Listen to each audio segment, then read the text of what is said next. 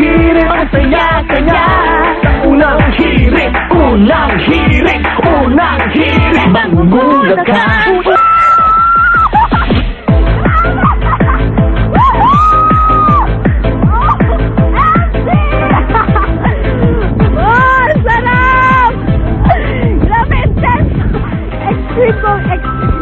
I love it. Anyway, good morning again mga kapuso. Tulad na sinabi namin kanina, extreme morning naman po tayo ngayon dahil tulad nga nakikita nyo, isang extreme activity na naman po ang ating pinuntahan dito sa Antipolo City.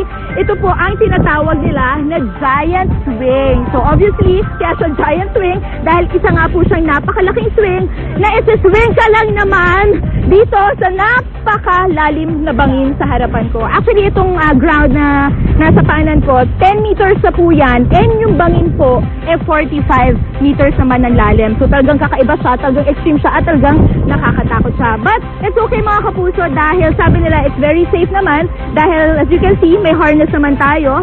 At itong harness daw na ito ay talagang ginagamit sa mga paragliding activities. So mas safe talaga itong gamitin, lalo na nga dito sa Giant Swing. So anyway, habang ako po ay nag-enjoy at nagre-relax dito, puntahan naman natin ngayon si Gino para sa zipline. Go Gino! At morning, ready na ako. Tingnan mo naman, naka-set up na ako dito sa zipline ito. At saka alam mo, sa dami-dami ko ng zipline na subukan, ito daw ang zipline na kakaiba dahil sobrang taas at saka makita mo yung view ng bangin. So ready na ako? Let's go! Ah!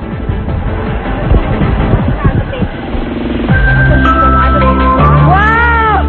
I love it, Gino! Parang Superman! Ang sarap! Kakaiba talaga yung zipline ng mga kapuso dahil as you can see, no, talagang parang ikaw ay lumipad sa bangin. But anyway, habang hinihintay natin si Gino sa pagbabalik na dito sa atin, kasama ko ngayon si Sir Erwin De Jesus, isa sa mga staff nila dito nga sa Antipolo. Now sir, gusto ko lang pong alamin, kasi talagang parang medyo bago to, so hindi pa alam na marami. Paano po ba pumunta dito? Ay, madali lang naman pumunta rito, no? Punta lang kayo sa Cubao, merong kakayan din ng Kogyo or Antipolo. Sabihin nyo lang San Valley Estate, and then kung galing kayo ng Marcos Highway, meron dito gasoline station. And then pagdating doon sa gate, meron kami mga service para pagpasok nyo rito. Okay, so pwede na po silang ihatid dito sa ating mga activities. Now sir, sino po yung mga pwedeng sumubok nito? Pwede ba kahit sino? May age po ba? Meron tayong age limit, no? At least 10 years old and above. 10 years old, 4 feet above.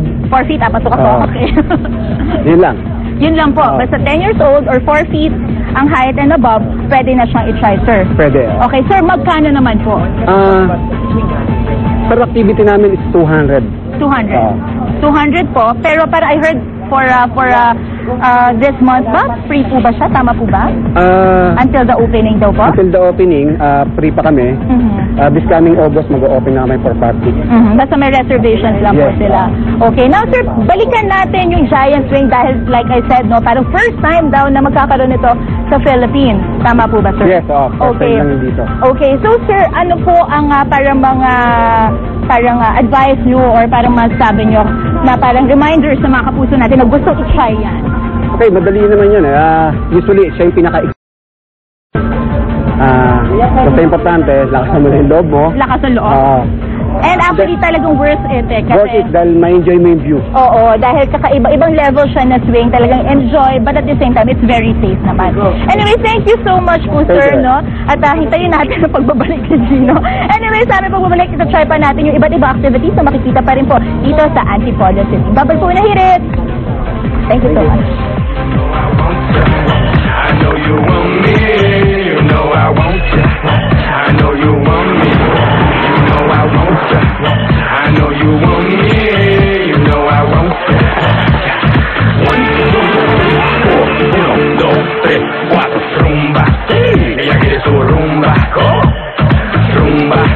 Ella quiere su rumba.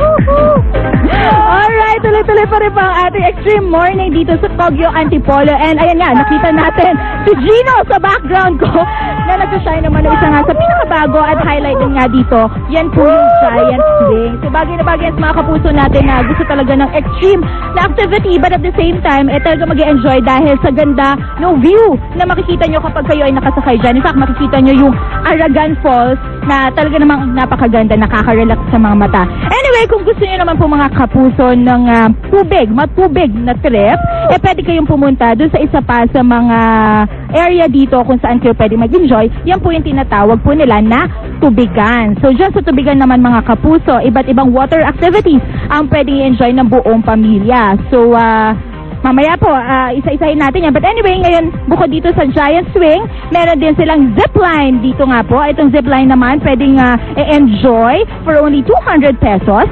At syempre, tulad ng sinabi ko kanina, ito na nga po yung tubigan. Okay, dito po sa tubigan mga kapuso, of course, may kayak. Trinay namin ni Gino kanina yan. I love it. Pwede ang 2,000, so pwedeng couple or a family. Pwede sumakay dyan. And bukod po sa kayak, pwede rin kayong mag-try nung kanilang water rollers.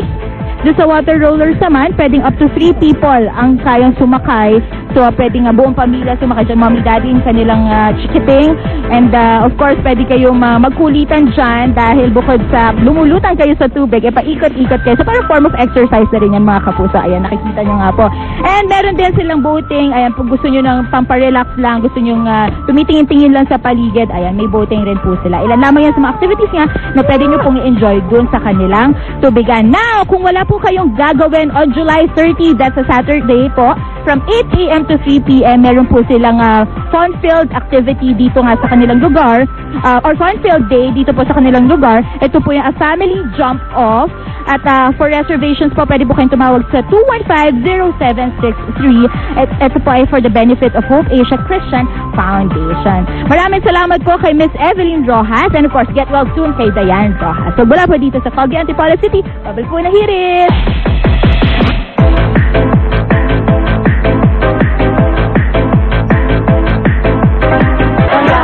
Hirit, masaya